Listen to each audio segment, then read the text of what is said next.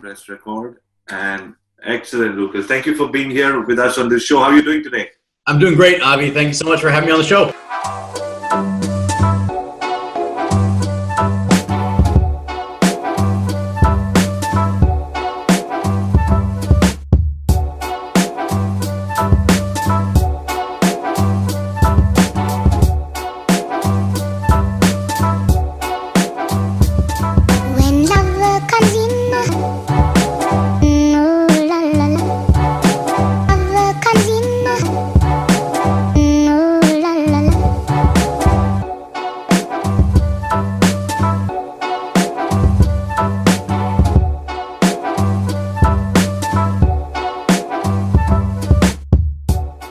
Not at all. So we asked you which avatar to choose and you wanted to go with the Hulk.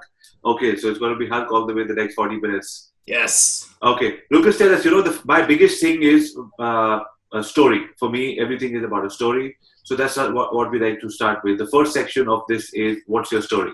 So tell us about yourself. Who are you? Where are you from? How did you get started? Absolutely. Started in business? Yeah. Started in life, wherever you want to start from. Well, it was May 14th, 1981, and a star was born in Burnaby, BC, here in the Lower Mainland. So yeah, I was born in Burnaby.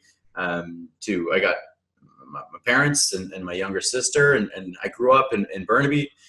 Great life. My parents are both from Italy, so growing up in an immigrant household was good, and the hard work was always reinforced, and of course, and that was that. Nice. So how was growing up? I mean, were there any dreams that you wanted to be, like a superstar or a sports person, or what were your dreams growing up? Growing up, I was playing hockey. A lot of my life was dedicated to hockey, and my big goal was to make it to the NHL as I was a young child, and spent many years focusing on that. I didn't, obviously, because I'm here today, not as a former hockey player. But it did. Most of my childhood was playing sports and playing hockey and having friends, and it was a good. I had a really good upbringing. It was great. Excellent. So siblings or best friends, tell us some stories. Yeah, well, so I have a younger sister, my sister Stephanie, and we grew up. We're 2 years apart, and she's awesome. She's a nurse. Growing up, my best friend was the guy across the alley. His name was Bob Lombard, and we would play basketball every day. It's like I'd hoop at my place, he had to hoop at his place, and our entire life was sports. Like that's all we would do is play basketball, play soccer, play any type of games. Nice. And so then, what happened? What was your first job like, and how did you get into the business world? Oh yeah, switching to the business world. So we were going through, and it's interesting. My first job was at Safeway. It's a grocery store, and I was the bagger. So they used to have jobs back then where the guy would sit there and the lady would bag groceries. And I got that job when I just turned 16. Mm-hmm. In grade 10, one of the first people out of my classmates to work, and people thought it was crazy that I was I'd go to school and then go to work. Right. But it was that's what we would do. Was it hard? Or you were enjoying it?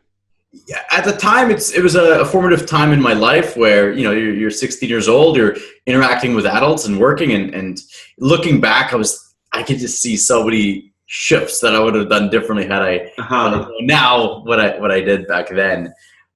One quick story actually was interesting. There's a guy named Dan, and I remember one time they asked him to do some stuff, and it was like a ridiculous ask, and he's like, no, he's like, I'm quitting, I'm out of here, and I was like, what? Like he said no, and it was his assertiveness, and he ended up quitting, and I thought I was like, wow, this is amazing. Possible. Oh my God. Like he just said no. And he said to me, he goes, Lucas, I'm in school to be an architect. He's like, I don't need this shit. He's like, I'm done.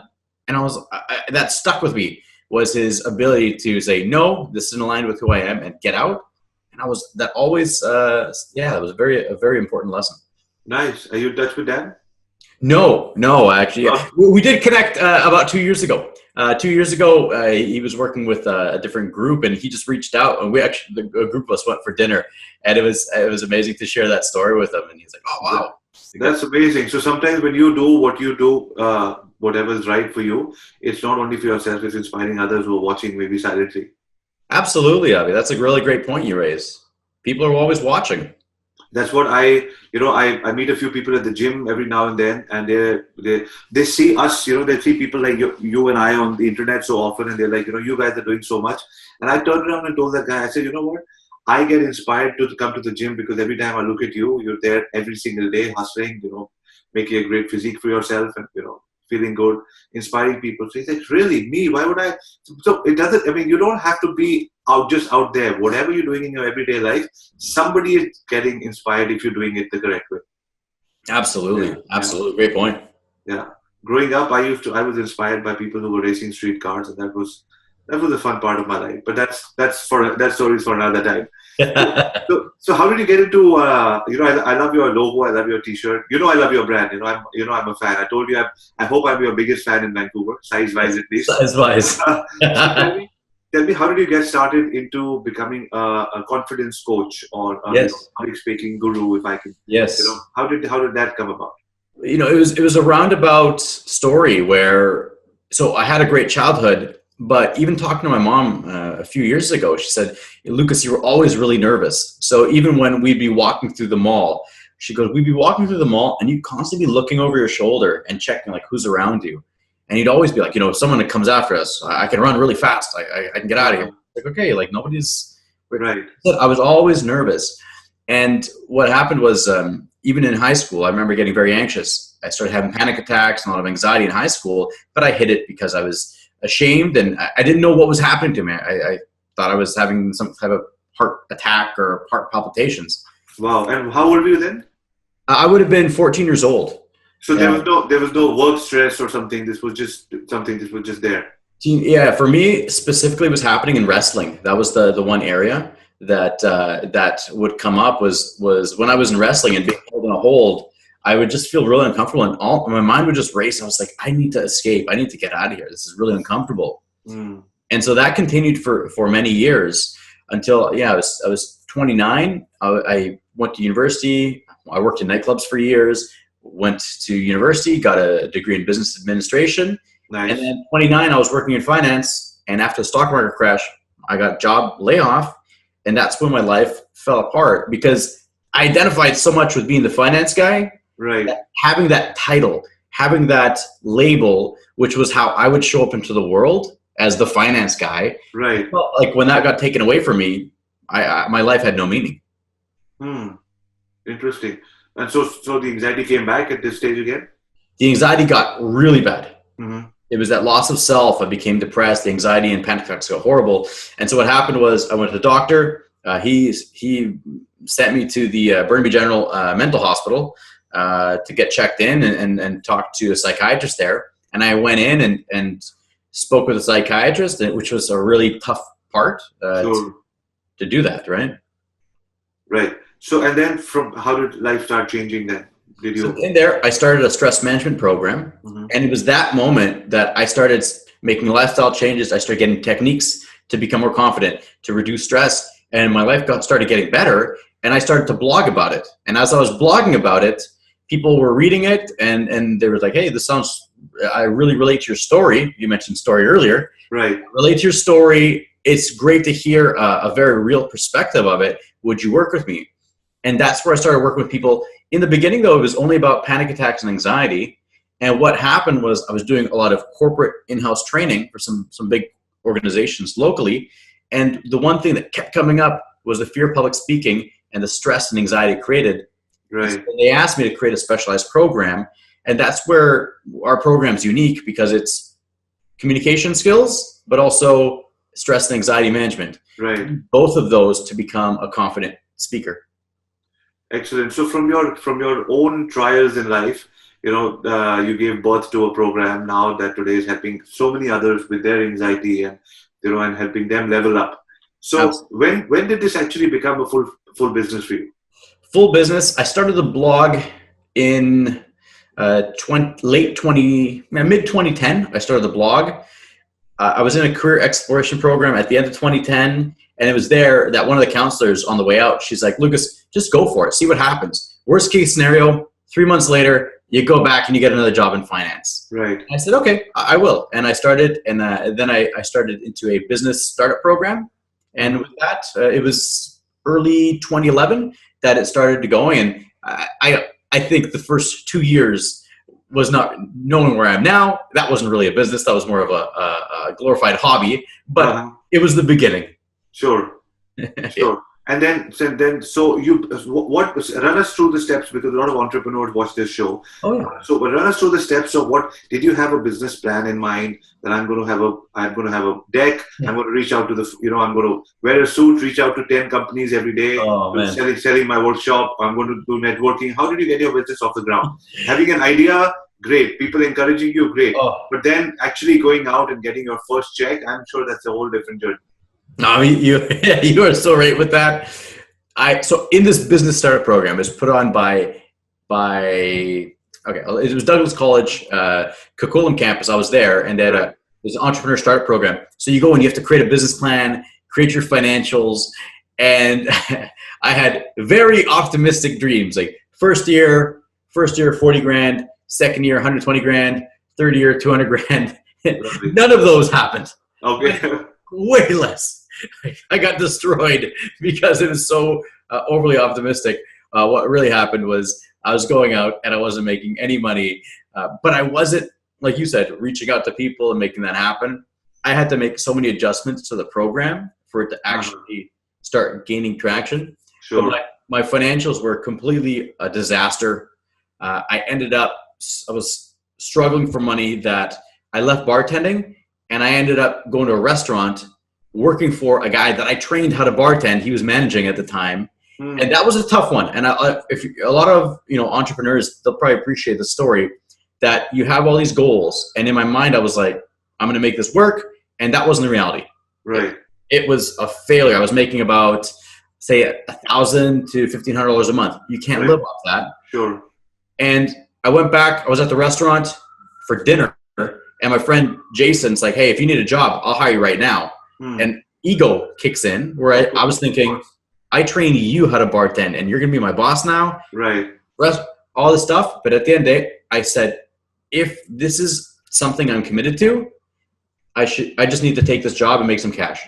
Sure. So then 3 days a week I'd work at the restaurant, and then I'd work on my business. And that was a huge improvement for me because one, it took off the financial stress. I could survive.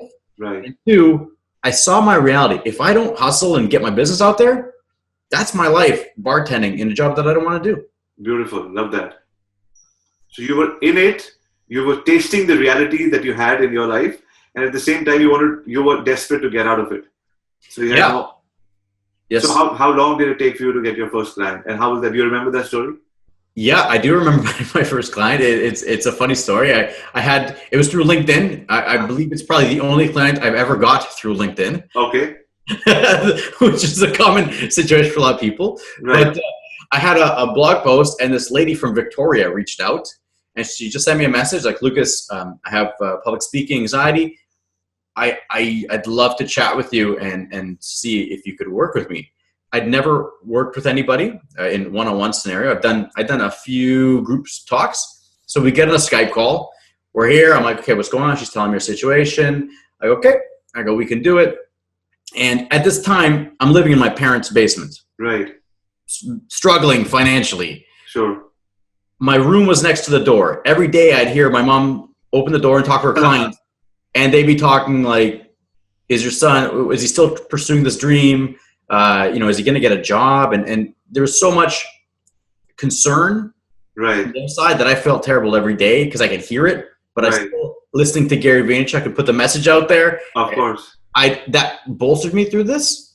So to your point though, first client, we got on the call and she goes, okay, so how much do you charge? I had no idea. Mm-hmm. I never charged anybody. Right. I was working, making $20 an hour. I thought that was amazing. Right. And so I flipped it. I go, well, what do you think is a fair rate? Right. And she goes, $70 an hour. Right. That's exactly my rate. Right. I'm like, it was interesting because then she goes, "Oh my God, I knew this was meant to be. Perfect. Let's do it." So I said, "Okay, great. Let's schedule our first call." And she did that. I hung up, and I remember running upstairs to the kitchen to my parents, and I'm sitting there going, I'm like, "Mom, this lady, I just had a client. She's going to pay me $70 an hour." Amazing. And my mom's like, "No way. Nobody's going to pay you that much." And I'm like, "Mom, she said she will. I swear to you." It was crazy. That shifted my mindset so much because then I was at the bar, and every day that I was there, I'm a big believer in negative motivation. And I was there making the whatever $9 an hour plus probably $3 an hour tips. Right. I'm here making about $12, $13 an hour. I could be out there working one-on-one and getting $70 an hour. Right. So that pushed me to take more action. Lovely. I love that story. So you worked with that client, you got that client through LinkedIn, and you've obviously been and the common theme between yours and mine is we've always surrounded by this man who's inspiring us. Yes. So all of that happened, and then when did you start your workshop format? And tell us a little bit about the workshops. Okay, so workshop formats. That started. The first one I was doing was I was doing 1-day trainings at, obviously, it's funny enough, the Grand Island Hotel, same room we were in last weekend. Nice. But then it was 16 people, a 1-day workshop, and that's all I would do. I was there. I was like just starting, testing the market. And there was no other offer, and I was doing that for a while. I would get about maybe $1,000 to $1,500 each time I did it, and I would do one every 2 months. Right. Because I didn't have traffic. So $1,500 for all of them, so like $100 a person. Yeah, it was like about $100 a person. Okay. Yeah, $100 to $150 a person. Right. So, yeah. You were also testing your craft and honing in your skills and all that, trying to see how the market responds. Absolutely, Avi. The whole concept of it back then was, hey, I'm up here and I'm nervous speaking, and if I can get up here, you can too. And so that's lovely. No, that's a great story. But tell me, there are a lot of entrepreneurs, what they feel is that I need to first get into the game with a bang. Because I'm going to make $50,000 a month or $500,000 a year, all of that. Right. But you said that you had to actually start with whatever was coming your way, because you also had to refine your workshop module to see how many people like it and what they like and don't like, and you can change that. But in that process, also what I've seen happens is that some people get worried that people will not like my program and they won't come back to me. But that's a risk you have to take. Whatever you have, you take it to the market, introduce it to them, and then shift accordingly. So how was that? How did you do that? Avi, great question. There's two things that I feel is and this is a big fear.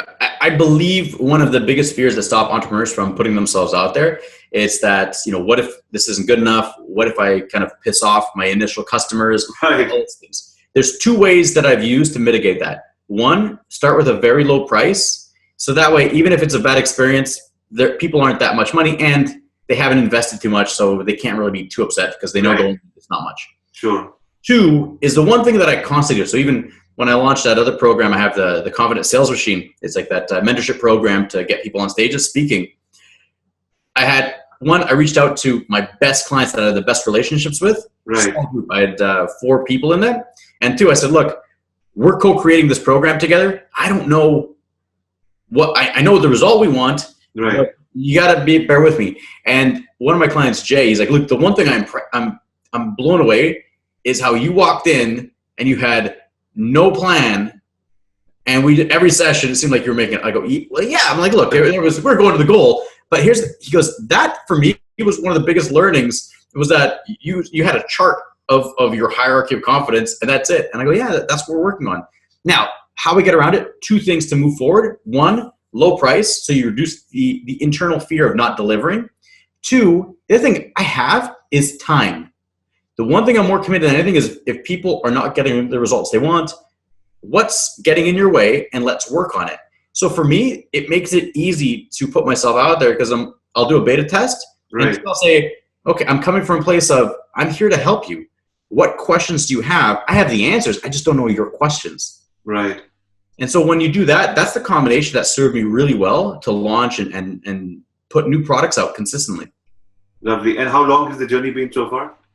2011, so just about 7 years.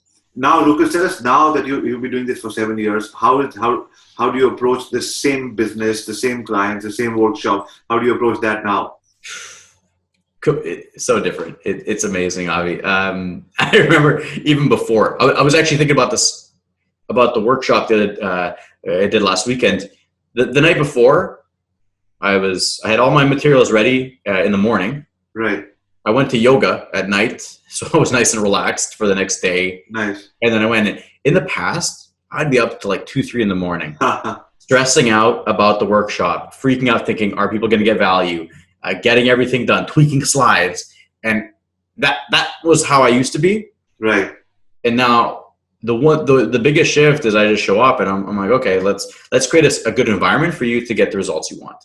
Lovely. Tell me, a lot of people, I believe, and and everybody has their own belief. I believe that one of the things that you need to do to show up well and to show up trained and to show up ready and to show up prepared is because that, your ready energy also rubs off on everybody who's watching you or looking at you.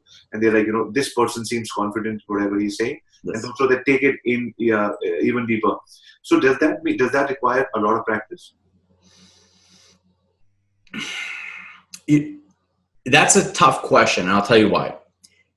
When a person says, does it require a lot of practice, the default answer for that is people are going to look at duration, as in it's going to take 6 months or a year or 2 years. Right. It's when I look at where somebody comes from a true place of inner confidence, not outer confidence. That's a key distinction. Inner confidence is belief in yourself. Sure. Owning your accomplishment. Outer is you have a nice car, a nice house, good vacations, you make a lot of money. That's good, but you can lose that. Right. When a person's coming from inner confidence, there's 2 key components. One, it's how much relevant experience do they get? Because I believe everything is about that practice. It's about the repetitions. Sure. So relevant experience. The more exposure you get, the more that you tweak and look, how can I improve and what did I do well? The faster your progression will go. The second part to that is to be confident. The hardest and the most essential person to really sell on your abilities is yourself. And that's, wow, I like that. Yeah. The external, when I'm working with speakers to sell from stage, when they struggle, when we sit down and we look at it, the real obstacle, it's not the offer, there's tweaks to make, of course, but the biggest thing is they haven't fully bought into the program of what they're offering. Because then you're saying the words, but your words don't have conviction. That is so powerful, man. I'm going to keep that in mind. Okay. That's amazing. So tell me, when it's so you mentioned in the workshop that we did last week that when you go up on stage, it's a 20-20-60. 20% people are going to love you, 20% people may not like you at all, and 60% of them are on just on the borderline, and they might or might not. They've not made up their mind. They don't really care too much. And so we go ahead with our talk, delivering as much as we can with whatever conviction, passion, practice, and leave the rest. Now, do you think that people who are conducting workshops or people should also think that 20-20-60, 20% people are going to love you, or during their workshop? Yeah, because I saw everybody leaving a fan after at the end of the 2 days. We all were in awe of the way that you conduct your workshop, and we got so much from it. So I don't think there was a 20-20-60 there. That's why I wanted to ask. Great question. Thank you. I'll probably post that in our Facebook group to clarify. Please do. Because you're absolutely right. This is for a cold audience. Right. Then I would use 2026. If people already bought in, the likelihood of them buying tickets to come because they hate you is quite low. I mean, the whole objective of it is to repel when you're looking at the masses. Right. You attract only your ideal clients who resonate with you, because that's who you can help really improve their life. Makes sense. Great. So tell me, you said, you've been into fitness for a long time. You've been a wrestler and all of that. Yeah. And so how does that play into your everyday rituals? Well, it's important. I mean, if I go, like I'm going to the gym today and I haven't been in a few days just because I had workshops and then talks, and I feel it. My mood's different.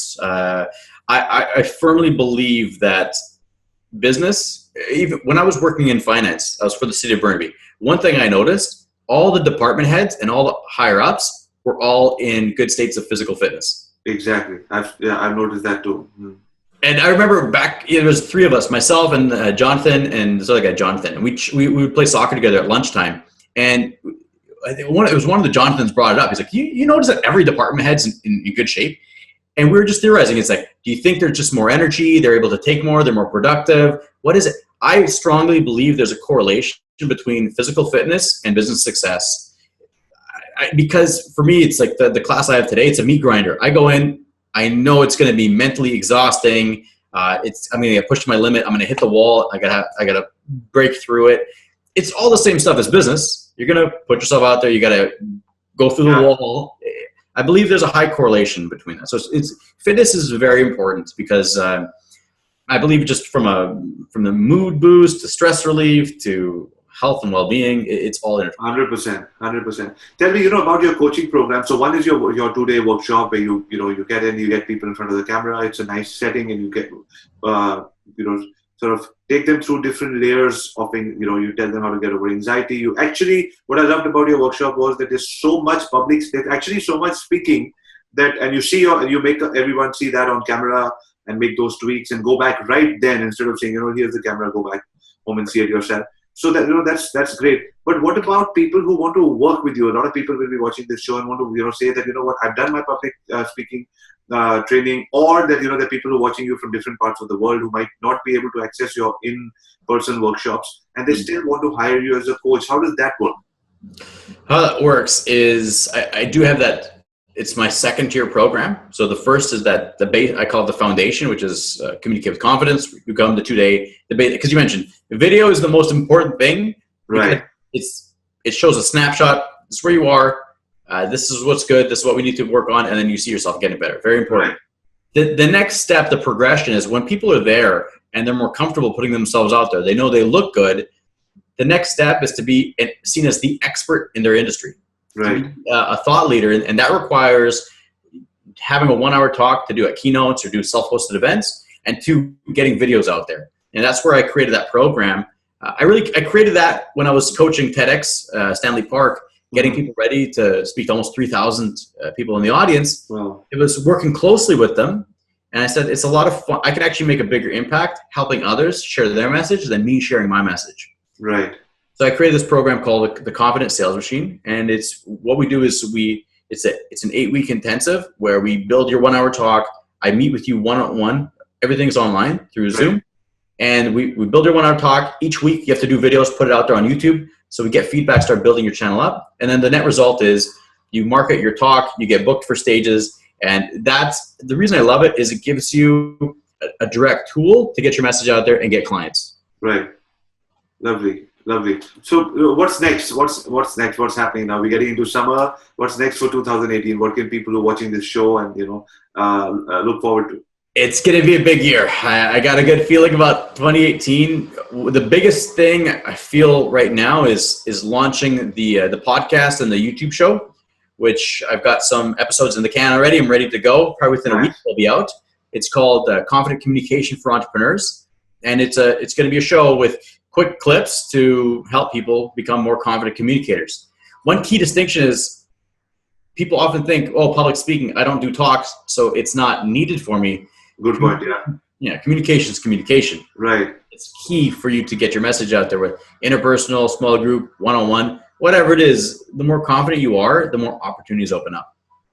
That's awesome. So you're saying even in a boardroom setting or even if you're a manager of a small business and you're managing 4 people, or you're managing your own family or friends, being a confident, so you're not saying public speaking only, but I mean, although you're an expert at that, training people for that and being a public speaker yourself, you're saying that confidently communicating, I always remember that I have to speak slow because that's what you taught us in our workshops. So confidently communicating your message, even if it's to 2 people or 3 people, to have them understand what your message is, what is the eventual outcome that you should have after that communication, that piece of communication, requires some bit of training, just like everything else in life. When you have more confidence, 2 things happen.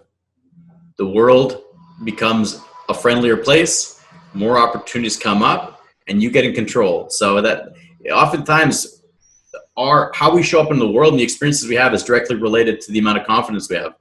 So lovely. I love that. You know what funny thing happened? last night when I was, I was actually writing the intro and outro for this, and I like to do it myself. I like to do it, sort of. I like to. It's interesting. I don't want to talk much about it, but it's very interesting on how you've heard of Tom Video, how he does his intros and outros for the Yes. Inside Quest. Mhm. So I got inspired by that, and I went over the top for this. So when I was doing that, and I'm thinking about confidence, and I'm thinking about Lucas, and I'm thinking about the workshop and all of that, and I went to sleep. Last night, I met The Rock, Dwayne Johnson, in my dream. Okay. And I asked him and I've always wanted to meet this guy. I meet him, and this is last night, means like a few hours from now, few hours ago, and I asked him for a selfie, and he's like, he pulled me and on the side as if I'm 6'3" and big, but in front of him he pulled me like I was so small, little baby. He pulled me on the side and he said, "Bro, ask with confidence." So I guess I got your message through Dwayne Johnson last night. He's like, there are hundreds of people who ask me for selfies, but all you need to do is ask with confidence. Nobody can say no. So yeah, that is a really powerful example from the man himself. Yeah, well, it's interesting. I got that from Tony Robbins. Was it November 2013? I was at his event in New Jersey, and I was with my friend. I'm not going to incriminate him, but he's a good dude from California. And we just met. We were talking, and Tony Robbins talks about walk with certainty, walk with confidence, walk with this. And we were in the cheap seats because I couldn't afford to get any closer. It's 2013. My business was struggling, Right. and so we were in the general seating area at the back, and we were at the break. And he goes, I'm like, "Hey, Ben." I go, "Ben, where are you?" He goes, "Dude, I'm up front." And I go, "I'm in the front row of the back area." And I go, "I don't see you. What are you talking about?" He goes, "No, I'm at the front." He goes, "Come with me." And I'm like, "What?" And there's security the whole way through. Sure. And I'm like, "Oh, no." He goes, "Just walk with confidence. Time to practice." And I'm like, "Oh, no." And I waited for the break comes. And I remember I took my badge, I put it under my shirt, and I just walked with confidence right through all the security. Nice. We're at row 8 in the front row. Tony Robbins is right next to us. And I'm looking at it. I'm like, "Yo, this worked." Like, it's amazing. And so then I'm not advocating not sitting in the seat area, but we implemented it. And it was 100%. I'm sure you said when you were working in nightclubs, I'm sure there are a lot of people who walk in confidently and you let them in because you just feel from that you look at their demeanor and say these people are important and they should be let in. Oh yeah, it makes a big difference. Absolutely. Right. Excellent. So Lucas, tell us where people who want to reach out to you, what's the best way? Your phone number, Skype, email, can they land up at your house? Yes. What can they do? Buzzer 903. The best way to go is to levelupliving.com. Levelupliving.com. Why? Because we're taking our lives to the next level. It's going up. So that's where we do it there. Or if you want to check out some tips, techniques, definitely go to Confident Communication for Entrepreneurs. Type that in on YouTube or the podcast. I haven't launched yet, so I don't know where it's going to be, but go on a podcasting source and check it out. You'll find it. That sounds lovely. Lucas, thank you very much for your time. And I'm pretty certain that 2018 is going to be a great year for you. I personally, being the kind of customer that I am, I looked around for courses all over the world and I eventually made time to stay back here in Vancouver to finish your course before I go ahead and start doing my own thing. Thank you very much for everything that you do. And I'm sure that this is going to be one of the episodes that is going to be watched. A lot of comments are going to be coming in. And because what you have created a business out of is an innate human need to be heard. Everybody has a message. Everybody wants to be heard. There is a layer outside which somehow separates us from the rest of the world, and we go through life doing that. Like I said, I grew up being an overweight child, and I have so much to say, which I now say every day through my videos, through my podcast, through my speaking. But I think lost so many years of my life not being able to share that same message. And I think what you're doing is, people of all ages coming to you, from kids, entrepreneurs, parents, grandparents, all kinds of people coming in. You're removing those layers and helping them now come back and showing up in this world as confident communicators. But I love that name, by the way. And I genuinely feel that there's a lot of talk about I'm helping people, and whereas everybody's only helping themselves, which is fine too. But I think with your workshop, after experiencing that, I think the kind of layers that you're pulling off, and I believe that. I'm not religious, but I know that there's somebody up there, a higher power, God or whatever. And I feel that once you become the conduit to help others, then then I think, God or whoever's up there says, you know what, hey, you're doing my work. I'll send you more work because you're only helping me. So I can see you go the Tony Robbins way, man. And when you go there, I'm not going to be in the cheap seats. I'm going to be there right in front, rooting for you and saying that, you saw him first on the Ask Arya show. Oh, I mean, that's amazing. And before we go, I just want two things that you actually just brought up. When I first started my business, I printed out as a Word document. I printed out and I had it next to my laptop on the wall. And it was, why am I starting this? Why I started it was I wanted to try to save myself when I was a 14-year-old. Sure. That was the driving force, thinking, what would have been helpful when I was 14 and struggling and looking for answers? It would have been to see that I wasn't alone and that there was some hope and these are some steps to improve. In a way, of course, I do it to give, but then there's also almost like a personal redemption story where it's, how can I turn what I went through into a positive experience for others? And 100%. Yeah, so I feel that too.